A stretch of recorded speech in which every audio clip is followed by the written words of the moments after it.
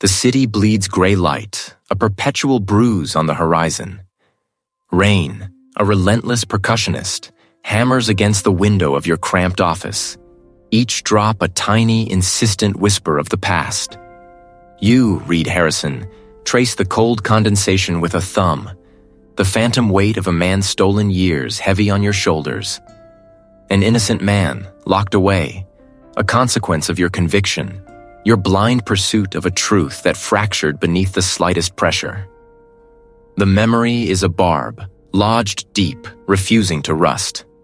A shrill bleat from the desk phone rips through the quiet, a stark intrusion. You answer, your voice a gravelly murmur against the storm's growing roar. The words that follow are clipped, urgent. A prominent CEO, Julian Thorne, found dead. An affluent district address, standard procedure. Yet, the way the details are delivered, the slight hesitation in the dispatcher's tone, suggests something more than routine. You navigate the slick, rain-swept streets, the patrol car's wipers a frantic metronome against the deluge. The city's opulence quickly asserts itself, grand houses receding behind manicured hedges, their lights spilling warm, indifferent pools onto the drenched asphalt. The destination looms, a private dock where a collection of sleek vessels bob nervously, tethered against the encroaching tempest. The scene is a tableau of hushed urgency. Uniformed officers, their raincoats glistening, move with a practiced solemnity. Ahead, a magnificent vessel, a yacht at anchor storm closing in, sealed briefcases visible through the large misted windows of its main salon. Its polished hull reflects the angry sky, a beacon of luxury now marred by the shadow of death. The wind whips at your coat, tugging at the edges of your composure. This is where Julian Thorne's life ended. A uniformed officer, a younger man whose eyes still hold a flicker of unease at such scenes, points you towards the gangway. "Detective Harrison," he says, his voice barely audible over the wind, "the crime scene is contained. You board the yacht, the polished teak deck slippery beneath your boots. The interior, despite the gathering gloom outside, is surprisingly bright, bathed in the soft glow of recessed lighting. His eyes, wide and unseeing, stare at the ceiling, a silent accusation. A single precise puncture wound mars the left side of his chest, a stark crimson bloom against the fine silk of his shirt. No struggle, it seems. No overturned furniture. Just a sudden, brutal end to a life of carefully curated success. Near Thorne's outstretched hand, almost casually placed, is a small, ornate letter opener, its silver hilt glinting faintly. It seems too delicate, too refined for such a violent act. "The wife found him, detective," a colleague states, stepping beside you, his voice low. "She's in the galley, in shock. Barely coherent, but she pointed to a business partner. A rival, apparently. Had a heated argument with Thorne earlier tonight, according to the security guard who let him in. Said he was screaming about being cut out of a deal." Your gaze sweeps the salon, taking in the details. The expensive art, the minimalist decor, the air of quiet wealth. And then, the sealed briefcases. Their presence feels deliberate, a silent testament to Thorne's world of high-stakes deals and hidden machinations. The colleague gestures towards the galley. "She's the obvious suspect, isn't she?" He was found the body, knows the weapon. But the business partner, he was here. Had motive. Opportunity. Left just before she arrived back from her charity event. You nod slowly, the internal debate already beginning. The obvious suspect. The words echo in your mind, a bitter reminder of the past. The way the pieces had fit together so perfectly, so effortlessly last time. The way they'd misled you. You stare at Thorne, at the serene violence of his death. A prominent CEO, murdered in his own sanctuary, and already a convenient narrative, a clear line of inquiry being drawn. "Get me the security logs from the dock," you instruct, your voice firm, cutting through the rising tension in the room. and I want a full forensic sweep. Every surface, every print, and don't let anyone touch those briefcases." The rain continues its furious assault outside, the yacht swaying gently with the building waves. The storm is closing in, both literally and figuratively. This case, presented as a straightforward tale of jealousy or corporate greed, already feels like a carefully constructed illusion. You know the danger of such easy answers. This time, you promise yourself you will not be swayed by the surface. This time, you will dig deeper, no matter the cost. The ghost of an innocent man demands nothing less. The storm, you realize, is not just a meteorological event. It is a shroud descending, a promise of what this case will become. The opulent cabin, now a tableau of stillness, holds the body of the CEO, a man who built an empire, now reduced to a cold fact. Your gaze sweeps the polished mahogany, the intricate nautical charts, the heavy velvet drapes. A crystal decanter, half empty, sits beside 2 tumblers on a small table. No signs of struggle, no overturned furniture, just an unnatural calm that feels more unsettling than chaos. The initial assessment from the first officer on the scene whispers of a clean, efficient act, almost too clean. You turn to the detective, his face etched with the weariness of too many late nights, too many similar scenes. "Any preliminary findings?" you ask, your voice low, cutting through the distant groan of the yacht's hull. "Blunt force trauma, Reid," the detective replies, gesturing towards the victim. "Clean hit, no sign of forced entry. Looks like an inside job." He nods towards a figure in the corner, a man whose tailored suit seems to wilt under the harsh crime scene lights. "That's the business partner. He was found him. Claims he came to discuss a deal, found Thorne like this." You approach the business partner, a man whose expensive watch glints under the lights, contrasting sharply with the pallor of his face. His eyes, though red-rimmed, hold a peculiar stillness, an absence of the raw shock you've come to expect. "You said you arrived. When, precisely?" You begin, your tone even, disarming. He clears his throat, the sound raspy. "Around 11. We had a late-night call scheduled. Important merger talks. I used my key card, same as always. He was found him like this." His voice is steady, almost practiced. "I immediately called the authorities." "And what did you do between finding him and making that call?" You press, watching his hands, which are clasped tightly, knuckles white. "Nothing. I just froze. It was a shock. I didn't touch anything." He gestures vaguely at the scene, a sweeping motion that seems too broad, too encompassing. "Then I called. The details are too neat. The time frame, the lack of panic, the immediate recall of using a key card." You note the slight hesitation before he described his reaction. A microsecond of thought before, "I just froze," was uttered, a tiny crack in the polished veneer. Next, you seek out the personal assistant, a woman whose composure is remarkable given the circumstances. She stands by the galley, clutching a tablet, her eyes darting between you and the crime scene tape. "Did Mr. She hesitates, smoothing the fabric of her skirt. Thorne was a force. In business, you make rivals. But enemies? Not that I was aware of. Not violent ones, anyway." "And the business partner?" you prompt. "Their relationship? Professional, intense. They'd known each other for years, built the company together. Some disagreements, of course, about strategy, but nothing personal. Nothing that would lead to this." Her voice trails off, conviction wavering at the end. You notice the slight tremor in her hand as she clutches the tablet, a small tell she tries to hide. Her words speak of a solid professional bond, yet her body language suggests a deeper, more complicated narrative. You recall the sealed briefcases piled neatly in a corner of the cabin, untouched, pristine.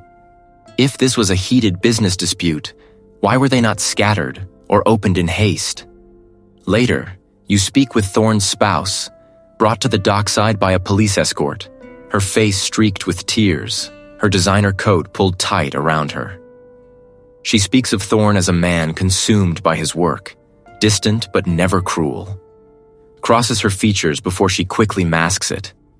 He was always around, she says, her voice thick with unshed tears. Sometimes I thought he had more influence than I did. You let the words hang, observing. The spouse's grief is palpable, yet there's an undercurrent of something else, a quiet resentment that doesn't quite fit the picture of a harmonious partnership.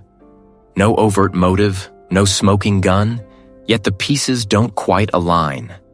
The business partner's too perfect narrative, the personal assistant's subtle tremor, the spouse's veiled animosity. Each interview, instead of tightening the narrative around the obvious suspect, seems to fray it, leaving loose ends. The rain outside intensifies, drumming against the yacht's windows, a relentless rhythm mirroring the growing unease within you. This isn't a simple tale of jealousy or corporate greed. The illusion, you realize, isn't just carefully constructed. It's beginning to fracture, revealing glimpses of something far more complex and insidious beneath its flawless surface. The rain starts as a whisper against the precinct window, then escalates into a downpour mirroring the tempest brewing inside you. You stare at the incident report again, the stark black ink a mocking reminder of your mounting frustration. Thorne's financial records, the very documents that could unravel the network you suspect, are gone, vanished from the evidence room like smoke. A glitch, the evidence custodian stammered earlier, his face pale under the fluorescent lights. A system error, Detective Harrison. We're trying to recover them. A glitch. Right. Just like the last time a powerful man's secrets threatened to see the light. You clench your jaw. This isn't incompetence. It's a deliberate act. Someone is scrubbing the scene, erasing Thorne's trail with surgical precision. You grab your coat, the stale air of the precinct clinging to you like a shroud. Get me everything you have on Thorne's known associates, you tell the detective, your voice clipped. Every transaction, every meeting, every damn parking ticket. I want to know who benefited from his activities. Outside, the city is a blur of headlights and rain-slicked streets. You drive towards the marina, the wipers struggling to keep pace with the deluge. The yacht. The stormbreaker. Thorne's pride and joy, and possibly the key to unlocking this whole damn mess. The marina is deserted, the yacht's bobbing restlessly in the rising swell. The wind howls, carrying the salty tang of the approaching storm. You find a launch willing to brave the weather and head out into the churning water. The stormbreaker looms out of the mist, a sleek predator riding the waves. The officer on duty looks relieved to see you, his face illuminated by the yacht's dim lights. Anything to report? You ask, stepping aboard. The deck is slick beneath your feet. Just the storm, Detective. And Mr. Thorne's business partner called earlier. Asked if we'd found anything new. You raise an eyebrow. Did he now? Get his contact information, and make sure he doesn't leave town. Inside, the yacht is opulent, a floating palace of polished wood and leather. You ignore the luxury, your eyes scanning for anything out of place. The safe in Thorne's study is open, empty, not surprising. But the desk drawers, they're too neat, too clean, like someone meticulously removed everything, leaving no trace. Check the cameras, you instruct the officer. See if anyone came aboard after we secured the scene. He nods and disappears towards the bridge. You move to the bar, pouring yourself a generous measure of scotch. The amber liquid burns going down, a temporary anesthetic for the growing knot in your stomach. You need a break. You close your eyes, thinking back to the spouse. Her face. The officer returns, his expression grim. Cameras were disabled, Detective. Looks like a power surge. The potential witness you asked us to locate? He's dead. Apparent suicide. Overdose. You stare out at the raging storm, the yacht pitching violently. A glitch in the system. A convenient power surge. A dead witness. The pieces are falling into place, revealing a picture far more sinister than you initially imagined. This isn't just about a murdered CEO. It's about protecting something far bigger. And now, the missing documents, the dead witness. The storm outside mirrors the one brewing inside you. You take another swig of scotch, the fire in your throat a small comfort in the face of the encroaching darkness. Get me everything on that witness, you say, your voice tight. Every detail of his life, his connections, his habits. I want to know why he's dead. You feel it now, the familiar weight of the case settling on your shoulders. This isn't just a murder investigation, it's a war. The storm intensifies, the yacht groaning under the assault. The glitch in the system has revealed a far more dangerous truth. Someone is willing to kill to keep the secrets buried, and you're standing in their way. Rain lashes against the porthole, blurring the lights of the marina into an indistinct smear. You brace yourself against the cabin wall, the metallic tang of salt heavy in the air. The storm mirrors the turmoil churning inside you. The obstructive tactics employed by the legal team, the too clean narrative surrounding the CEO's death, it all reeks of something rotten, something deliberately concealed.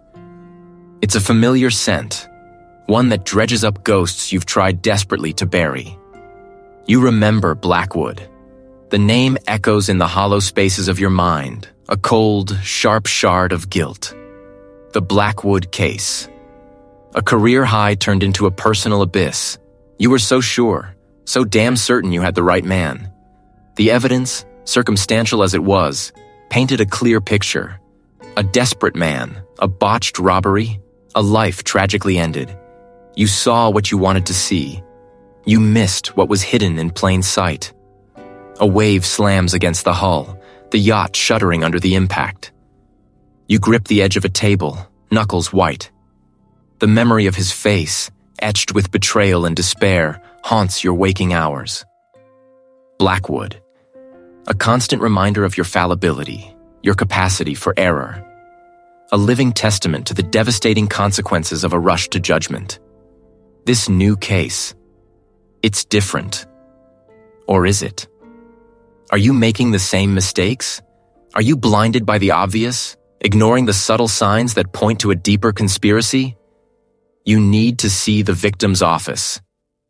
Now, we're going ashore, you announce to the detective, your voice tight. He glances up, surprised. In this weather, Reid? The scene's been processed. What are we going to find that we haven't already seen? Something they don't want us to find, you reply, grabbing your coat. The weight of your revolver feels reassuring beneath the fabric. Something they overlooked. Something we missed the first time. He hesitates, then nods, grabbing his own jacket. All right, let's go. The storm rages as you navigate the slick deck, the wind tearing at your clothes. The harbor patrol boat bobs precariously beside the yacht. You clamber aboard, the small craft pitching wildly as it pulls away. The rain stings your face as you speed towards the shore, the city lights blurred and distorted through the downpour. You replay the crime scene in your mind, searching for anything you might have missed. The angle of the body, the position of the weapon, the subtle details of the room. The sealed briefcases. They were too neat, too perfectly aligned on the desk. As if staged. You remember the lawyer's insistence that they contained sensitive, confidential information. You dismissed it then, accepting the explanation at face value. But now you wonder. What secrets were locked inside those briefcases, and why were they so eager to keep you from seeing them? The patrol boat docks with a jarring thud. You leap onto the pier, the rain plastering your hair to your forehead. The detective follows close behind, his face grim. The office first? He asks, shouting to be heard over the wind. The office first, you confirm, your voice resolute. And then, we open those briefcases. The headquarters looms before you, a glass and steel monolith piercing the stormy sky. The building is deserted, security minimal. The city sleeps, unaware of the secrets hidden within its walls. You push through the revolving doors, the air inside thick with the stale scent of money and power. The lobby is silent, the only sound the hum of the ventilation system. You flash your badge at the lone security guard, his eyes widening in recognition. "Detective Harrison," he stammers. "What brings you here at this hour?" "Unfinished business," you reply, your gaze unwavering. "We need access to the CEO's office." The guard hesitates, then nods, fumbling for his keys. He knows better than to argue. You can see the fear in his eyes, the unspoken understanding that something is terribly wrong. As you step into the elevator, you feel it again. The weight of the past, the burden of responsibility. You won't fail this time. You can't fail. Blackwood's ghost demands it.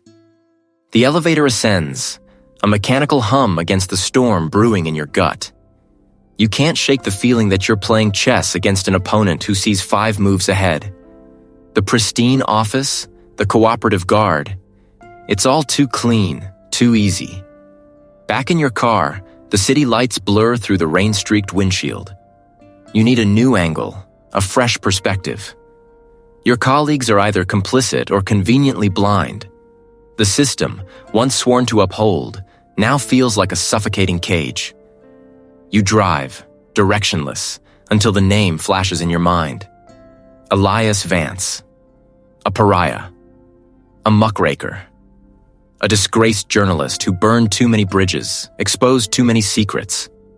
Now he scrapes by on freelance gigs, a ghost in the machine he once tried to dismantle. Vance is your only play. His apartment is a cramped, dimly lit space above a pawn shop. The air hangs thick with the smell of stale coffee and desperation. You climb the creaking stairs, each step a gamble. You knock. A peephole opens, a wary eye scrutinizing you. "Reid Harrison," you state, your voice flat. "We need to talk." The door opens with a groan. Vance stands before you, a shadow of his former self. His eyes, once sharp and piercing, are now clouded with cynicism. "Detective," he acknowledges, a hint of amusement in his voice. "I'm surprised you're not arresting me for something." "I need your help," you say, cutting through the pleasantries. He raises a skeptical eyebrow, ushering you inside. The room is a chaotic mess of newspapers, files, and half-empty takeout containers. A single lamp casts a weak circle of light, illuminating Vance's weary face. "Help? From the police?" That's a new one. "The Sterling case," you begin, laying it out. It's not what it seems. You tell him about the sealed briefcases, the too perfect alibi, the feeling of being watched. Vance listens, his expression unreadable. When you finish, he takes a long drag from a cigarette, the ember glowing in the dim light. "Sterling, huh? That name hasn't crossed my desk in a while. Nasty piece of work. But you already knew that, didn't you?" "I need to know what you know," you press. "About Sterling, about his connections." He hesitates, then walks over to a dusty bookshelf, pulling out a thick file. "This is what's left of my Sterling investigation. Got shut down pretty quick. Powerful friends, you see." He hands you the file. The pages are filled with handwritten notes, newspaper clippings, and blurry photographs. "Why are you giving this to me?" you ask, suspicion creeping into your voice. Vance shrugs. "Maybe I'm tired of seeing the powerful get away with it. Less than savory deals. Offshore accounts, shell corporations, the usual corporate grime. But there were whispers of something bigger, something darker. A network. I couldn't prove anything, though. They buried it deep." "What kind of network?" you ask, your senses on high alert. "Think influence peddling, blackmail, maybe even worse," Vance says, his voice dropping to a whisper. "They protect their own." He nods, a bitter smile playing on his lips. "Like me." You study his face, searching for any sign of deception. Is he using you? Is this a setup? You have no choice. You have to trust someone, I need your help to unravel this, you say. I can't do it alone. Vance looks at you, a flicker of hope igniting in his eyes. What do you need me to do? Tell me about the yacht, you say. The one at anchor. The one Sterling used to frequent. The color drains from Vance's face. How did you know about that? It doesn't matter, you say. What matters is what you know. He hesitates, then nods slowly. That yacht. It was Sterling's playground. And it was where some very dangerous people like to play. He pauses, his gaze fixed on some distant memory. You're walking into a hornet's nest, detective, and you might not like what you find.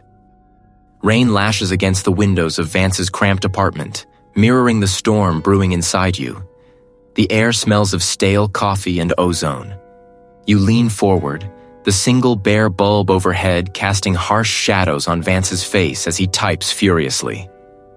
Orion Holdings, you murmur, the name heavy on your tongue. Sterling was tangled up with them? Vance doesn't look up. His fingers dance across the keyboard, lines of code scrolling across multiple monitors. Tangled is an understatement. He practically was them, or at least a very important piece. The yacht at anchor storm closing in, sealed briefcases Sterling's playground. Vance's words echo in your mind. You picture the sleek vessel, the opulent interior, the secrets it held beneath its polished veneer. You feel a growing unease, a sense of something vast and malevolent lurking just beneath the surface. What kind of peace? You press. The kind that makes things disappear, Vance says, his voice flat. The kind that washes away inconvenient truths. He pauses, finally glancing up at you. Orion Holdings is a real estate behemoth. Detective. They own half this city, but their foundations, let's just say they're built on sand and blood. You run a hand through your hair, the weight of the case pressing down on you. A simple murder investigation has spiraled into something far more complex, far more dangerous. Land deals, you ask, already knowing the answer. Vance nods. And more. Shell corporations, offshore accounts, political favors traded like baseball cards. Sterling was their fixer, the guy who made sure the deals went through no matter the cost. And Thorne? Connected, deeply. He was Sterling's protege, his right-hand man. He knew everything. The rain intensifies, drumming against the glass. You pull out your phone and dial a number. Get me everything you have on Orion Holdings, you say to the detective on the other end. Every transaction, every permit, every connection to Sterling and Thorne. I want it all. You hang up and turn back to Vance. What about the yacht? Sterling's playground, you said. What kind of games were they playing? Vance hesitates, his expression clouding over. The kind that ruins lives, detective. The kind that leaves scars you can't see. He swivels back to his monitors, his fingers flying across the keyboard again. I'm digging deeper. I'm tracing the money, following the digital breadcrumbs. It's messy, but I'm getting there. Hours bleed into each other. The storm outside rages on, mirroring the turmoil within you. Vance unearths a labyrinth of interconnected companies, each one a dead end, a false lead. But slowly, painstakingly, he begins to piece together the puzzle. He finds encrypted emails, hidden files, whispers of illicit deals conducted on the yacht. He uncovers evidence of bribes paid to city officials, of zoning laws manipulated to favor Orion Holdings, of families displaced to make way for luxury developments. They were ruthless. As dawn begins to break, painting the sky a bruised purple, Vance finds something concrete. A series of transactions linked to a numbered account in the Cayman Islands. The account is controlled by a shell corporation with ties to Orion Holdings. And the beneficiary? And Orion Holdings was willing to pay it. You stand up, your muscles stiff from hours of sitting. The scope of the conspiracy has widened exponentially. You're no longer just investigating a murder. You're unraveling a web of corruption that reaches the highest levels of power. "We need to talk to Davies," you say, your voice hard. Vance shakes his head. "Careful, detective. You're getting close to the flame. They'll do anything to protect themselves." He pushes a sealed briefcase across the table. "Everything I've found. Take it. Be careful, Reid." You pick up the briefcase, the weight of it settling in your hand. You know Vance is right. You're walking into a hornet's nest, but you're not turning back now. The truth is out there, buried beneath layers of lies and deceit. And you're going to dig it up, no matter the cost. The leather briefcase, cool and solid in your grip, feels like a promise made in the hushed aftermath of a grave. Vance stands beside you, his gaze sharp, anticipating the unraveling. You are a needle at the precipice of a vast, churning sea, poised to prick the bloated belly of a beast. This is not just a case anymore. It is the truth. A raw, exposed nerve. The contents of the briefcase spill onto a worn table in Vance's makeshift office. A single, stark room above a forgotten bookstore, smelling of dust and forgotten narratives. Ledgers, dense with arcane figures, and encrypted drives gleam under the bare bulb. Your fingers trace the lines of a shell corporation's balance sheet, seeing not numbers, but shadows of illegal currency flow, a serpentine trail leading away from the city's glittering towers. Vance, ever the digital whisperer, has already begun coaxing secrets from the drives. A low hum from his laptop, the only sound besides the scratching of your pen as you map connections. The air thickens, a subtle shift you feel rather than hear. A faint, almost imperceptible tremor through the floorboards, or perhaps just the ghost of a warning. You dismiss it, your focus a laser on the intricate web you're untangling. Hours bleed into the night. A storm, distant yet palpable, begins to rumble, mirroring the unrest brewing within you. Later, as a fine rain begins to tap against the grimy window pane, you receive a text. No sender ID, just a string of numbers. The message is simple, yet it claws at your gut. Some truths are best left undisturbed. You show it to Vance, his brow furrowing as he tries to trace its origin, but the signal vanishes, leaving no digital footprint. The next morning, the city awakens under a bruised sky. Vance, needing a specific archive from his apartment, heads out alone. You remain, poring over the ledgers, the cryptic message still prickling at your thoughts. Then his call comes, breathless, laced with a tremor you've rarely heard. "Reid, it's gone, everything." And you arrive at Vance's apartment, a quaint brownstone nestled amongst others, now a gaping wound. The front door hangs ajar, splintered at the lock. Inside, a storm of human destruction has raged. Books are ripped from shelves, their pages scattered like fallen leaves. Furniture lies overturned, its stuffing disgorged. The air is thick with the scent of shattered wood and raw plaster. Every drawer is pulled out, every cupboard emptied, their contents strewn across the floor in a grotesque confetti. This isn't mere theft. It's an act of violent desecration, a message carved into the very fabric of his home. Your gaze sweeps across the devastation, cataloging the malice. On the center of the upturned coffee table, a single item remains untouched. A sealed, weathered brief, tied with a thin crimson ribbon. Not yours, not Vance's. It's a plant. You approach it, your boots crunching on broken pottery.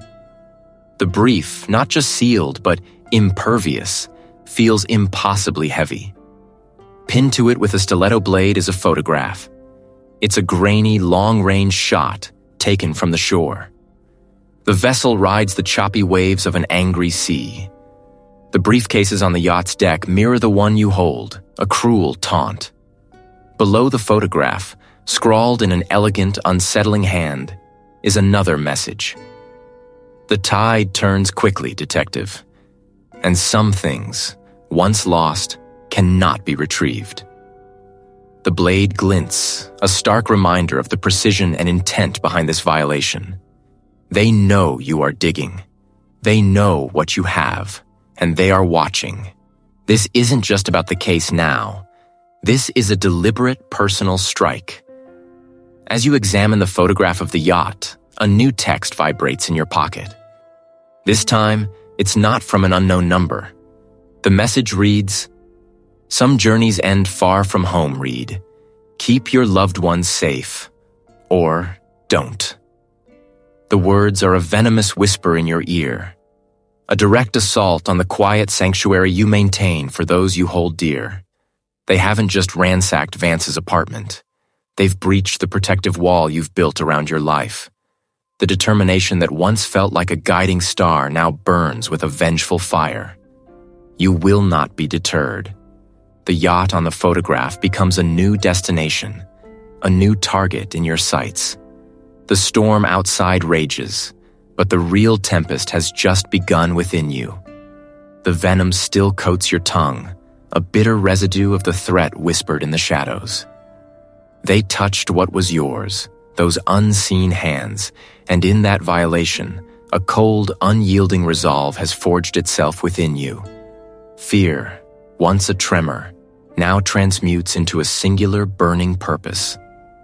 You stand with Vance in the hushed quiet of a borrowed, forgotten office, far from the city's watchful eyes. The air hums with the low thrum of old fluorescent lights, casting a sickly yellow glow on the scattered documents. Maps of land parcels, corporate registries, financial statements. A paper labyrinth you've been navigating for days. Vance, his face etched with the same weary determination that mirrors your own, points to a cluster of shell companies, their names bland and innocuous, their connections coil like vipers. "This is it, Reid," he murmurs, his finger tracing a line from a defunct offshore entity to a local construction firm, then back to a subsidiary of Orion Holdings.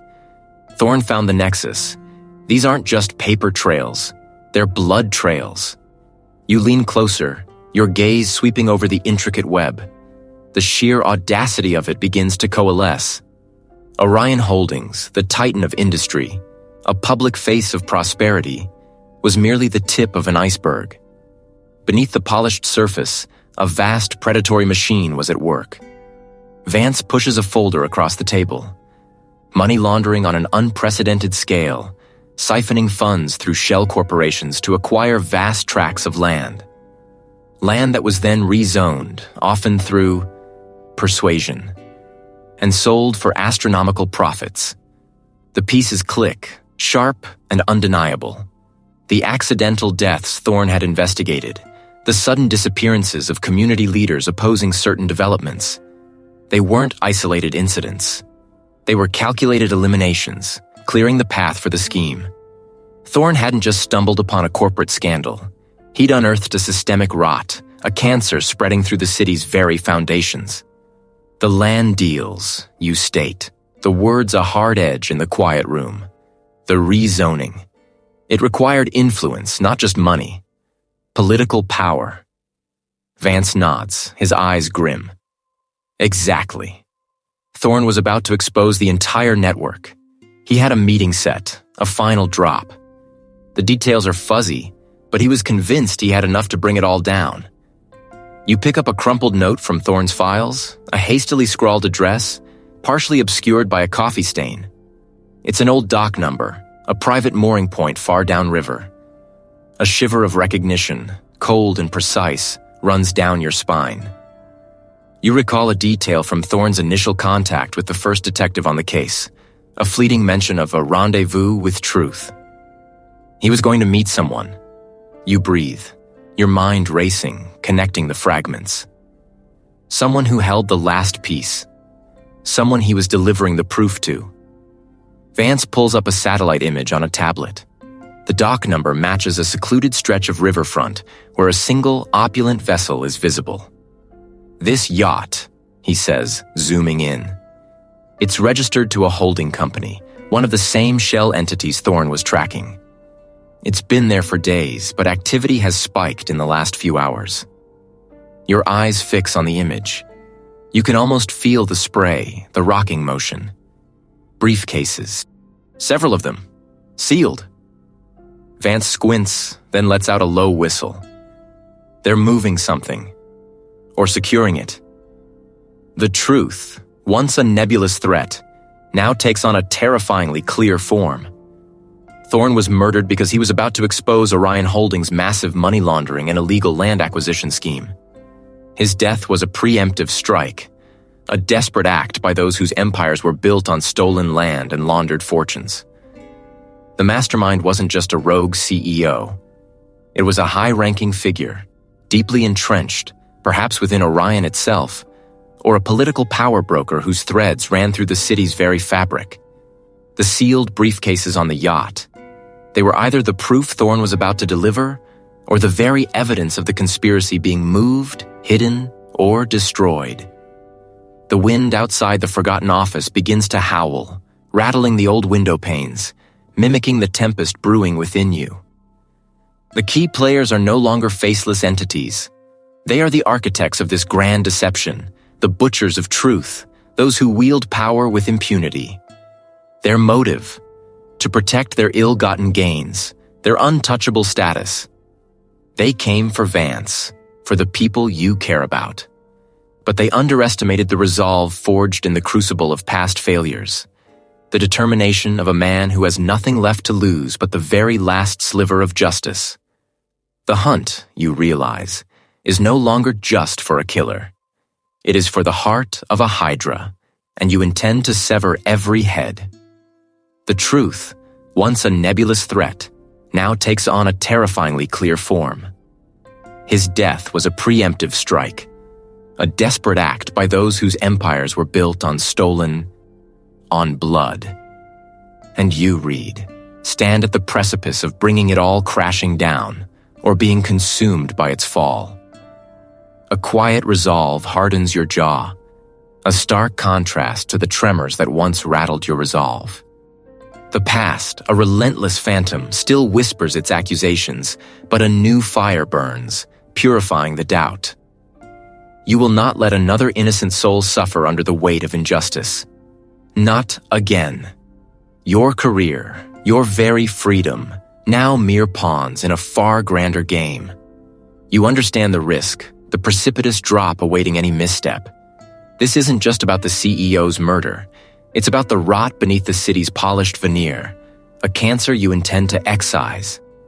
The plan forms in your mind, sharp and precise, a surgical strike designed to flush out the viper from its hidden nest. It hinges on bait, a lure so irresistible, so dangerous to their operations, that the mastermind themselves must emerge from the shadows. You will give them something new to fear, a phantom threat that mirrors their own illicit dealings. Hours blur into a single focused vigil within the quiet confines of your small, cluttered office. Blueprints of the city's waterfront, satellite images of exclusive marinas, and a web of financial transactions sprawl across your desk. The air hums with the low thrum of your laptop and the frantic scratching of your pen. You construct the fabrication with meticulous care, a series of encrypted messages, a seemingly accidental leak to a low-level informant, hinting at a new cache of Thorne's most damaging files. These files you craft supposedly detail Orion Holdings' next major illegal land acquisition, set to finalize within days, complete with shell companies and offshore accounts. The key, the linchpin of this fabricated threat, is a specific reference to a set of physical documents, irrefutable evidence that must be destroyed. The hook is set. The fabricated intelligence suggests these critical documents are to be transported briefly to a secure location before being spirited out of the country. A location you've carefully chosen, a place where you can anticipate their arrival, where the net can be drawn tight. You meet with a trusted colleague, a seasoned investigator with eyes that have seen too much but still hold a flicker of defiant light. You lay out a version of your theory, enough to secure his assistance without exposing him to the full, career-ending scope of your gamble. I need you to confirm a movement, you tell him, your voice low, steady. A specific vessel, a specific time. No questions, just confirmation. He nods, a silent pact forged in the shared understanding of the murky waters you both navigate. He knows you're chasing something big, something that could either redeem you or shatter you completely. You watch the digital breadcrumbs you've scattered, monitoring the subtle shifts in activity, the sudden bursts of communication among known associates of Orion Holdings. The bait is taken, the trap is sprung. The destination you've chosen, the nexus of your perilous gamble, is a grand, opulent vessel. The air, thick with the scent of salt and impending rain, presses down, mirroring the weight on your shoulders. Distant thunder rumbles, a percussive warning. You stand by the railing, the wind whipping at your coat, scanning the choppy waters of the marina. The storm isn't merely approaching.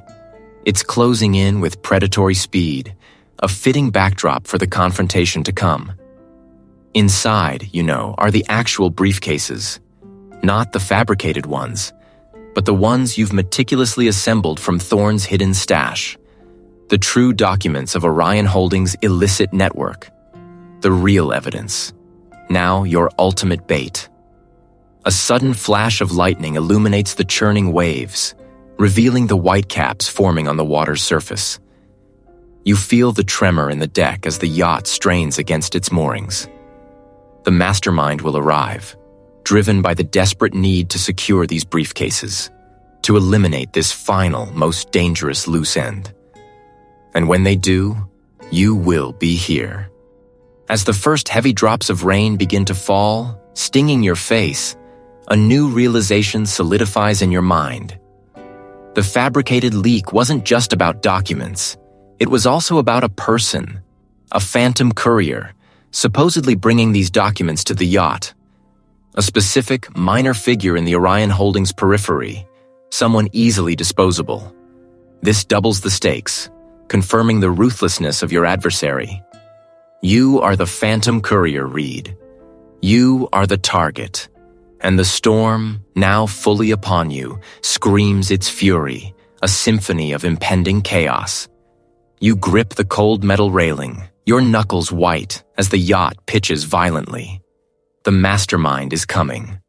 The crystal chandelier above casts a fractured light, diamonds scattered across the ballroom floor.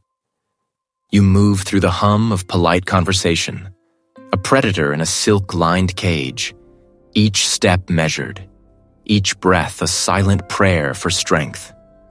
The air, thick with the scent of expensive perfume and unspoken ambition, feels heavy, a premonition pressing on your skin. You are a ghost among the living, your eyes seeing beyond the veneer of civility, seeking the rot beneath. Your gaze locks with the chairman's, a man whose smile could charm nations, whose hands built empires on sand and blood. He stands by a velvet rope, a glass of amber liquid cradled in his palm, his laughter a low rumble that carries over the orchestra's soft strains. He is the architect of Thorne's demise, the puppeteer behind Orion Holdings' sprawling parasitic network. This is the moment. This is the stage. You weave through the elegant crowd, a direct current against the eddy of social pleasantries. The chairman's eyes, once so dismissive, now narrow as they register your approach. The smile falters, a crack in the polished facade. His composure, a lifetime's work, begins to fray at the edges. "Chairman, you state, your voice cutting through the din. We need to talk." His gaze flickers to the nearby security, then back to you. A practiced mask of polite bewilderment settling on his features. Detective Harrison. A pleasure, though unexpected at such an event. His tone is smooth, utterly devoid of warmth. "Pleasure is all yours, I assure you." You reply, a cold fire in your gut. Thorne's ledger, the shell corporations, the land deeds, falsified, all leading back to you. The evidence of money laundering, of illegal acquisitions, of a murder orchestrated to silence the truth. You watch his eyes, the subtle shift, the almost imperceptible tremor in his hand as he tightens his grip on the glass. The colleague found the digital trail. The anonymous tip. It wasn't so anonymous after all. It was Thorne, before his death, trying to leave a breadcrumb trail. Baseless accusations. You're grasping at straws, detective, still reeling from your previous missteps. The barb is meant to wound, to disarm, but it only fuels your resolve. The man you framed, the one who spent years paying for your crimes, he's free now. And the man you killed, Thorne, he won't be forgotten. You reach into your inner jacket pocket, not for a weapon, but for the flash drive, a tiny harbinger of ruin. This contains everything. The full audit, the encrypted communications. It's all here, Chairman, and it's about to go public. A sudden surge, a table overturned, the clatter of silverware like a warning chime. The chairman, surprisingly agile, shoves a nearby guest aside, sending a ripple of confused gasps through the ballroom. His composure shatters, replaced by raw, desperate fear. He bolts, a panicked fox fleeing the hounds, weaving through the startled guests towards a discreet service exit. He's escaping! Your voice echoes, finally breaking the spell of the polite gathering. You are instantly in pursuit, the polished floor slick beneath your hurried steps. The opulent ballroom gives way to the utilitarian starkness of service corridors, then spills out into the chaotic symphony of the city night. The chairman's luxury sedan, idling suspiciously close to the service entrance, roars to life, tires spitting gravel as it merges into traffic. Your breath rasps, the city lights blurring into streaks of neon and gold as you push through the throng, commandeering a patrol car with a shouted explanation to a junior officer. The roar of your engine tears through the night, a relentless hunter closing on its prey. Through crowded avenues, past flashing storefronts, the chase is a brutal ballet of speed and precision. The chairman's driver, skilled and ruthless, weaves through the labyrinthine streets. But you are relentless, an extension of the vehicle. A predator driven by an unyielding hunger for justice. He leads you to the city's edge, where the industrial docks meet the churning black water.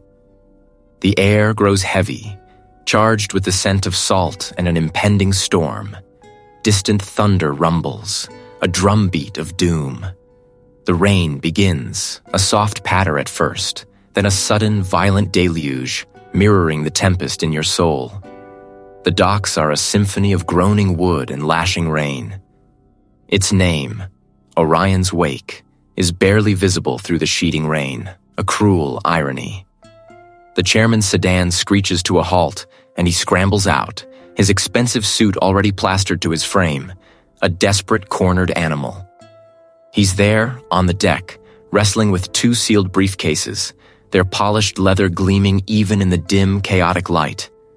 The wind howls, a banshee's cry, as you step onto the rocking deck, the rain a stinging whip. The yacht strains against its moorings, a living thing fighting the rising tide. "It's over, Chairman!" You shout over the wind's roar, your voice raw. There's nowhere left to run. He whirls, one briefcase dropping with a dull thud, revealing a glint of metal in his hand. A small, elegant pistol, a final, futile gesture of defiance. "You don't understand, Detective," he snarls, his voice raspy with fury and fear. "You can't stop what I've built. It's too big. It's everywhere." The driver lunges, a blur of motion, but you are ready. Your training kicks in, a primal instinct honed by countless nights on the edge. The deck becomes a stage for a brutal dance, each movement a desperate gamble. The storm rages, the yacht pitches violently, and the world shrinks to the raw struggle for control, for justice, for a final, definitive confrontation beneath the unforgiving sky. The raw struggle consumes you, a maelstrom of flailing limbs and desperate will against the tempest's fury.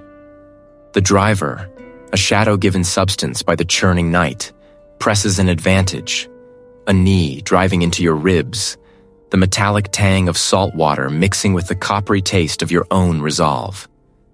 Your breath hitches, but a surge of adrenaline, cold and sharp, cuts through the pain. Your hand finds purchase on the slippery deck, a desperate grip. You pivot, a low, sweeping kick, and the driver falls, a heavy thud against the groaning timber. He scrambles, but you are faster now, fueled by the ghosts of your past failures. A precise blow, a practiced movement, and the driver slumps, unconscious against the railing, swallowed by the rising spray. The immediate threat is neutralized, but the true reckoning awaits. You stumble towards the cabin entrance, the wind a banshee's shriek in your ears, the yacht pitching violently beneath your feet. The door, surprisingly, is ajar, a sliver of warm light spilling onto the rain-slicked deck. You push it open, stepping into an unnatural calm that feels more menacing than the storm outside. There, seated at a polished mahogany table, amidst the gentle sway of the cabin, is the city councilor. The very same councilor who had publicly lauded your past efforts, whose face had graced countless charity galas and civic events. He sips from a crystal glass, an unhurried elegance to his movements, as if this tempestuous night were merely a minor inconvenience. Around him, stacked with an almost ritualistic precision, are the sealed briefcases, their polished leather gleaming faintly in the cabin's soft light. You're persistent, taking in the scene, the briefcases, the counselor's unnerving calm. It seems my persistence has finally paid off, you retort, your voice rough, still catching from the fight. The missing pieces. They're all here, aren't they? In those briefcases. He smiles, a slow, predatory baring of teeth.